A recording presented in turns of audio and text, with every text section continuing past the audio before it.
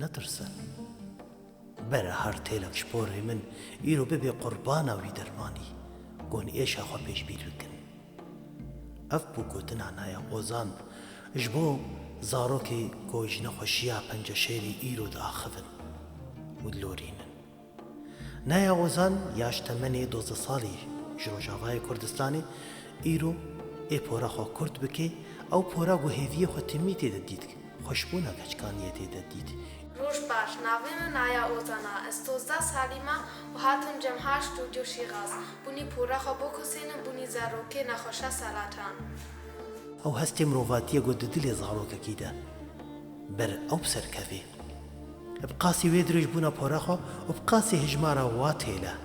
Mirovatî di nav dilê Naya de hate hejandin. Li bendê ye gorokê mirovayetiye vê cîhanê tevî pevre werê hejandin ji bo hestê zaroka hestê dayîka.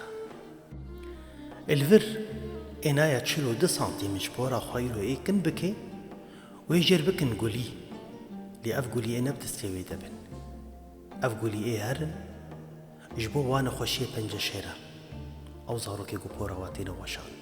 Naya îro destê xwe bi destê her zarokekî digirê û dibêje zarokê cîhanê tev wek hev.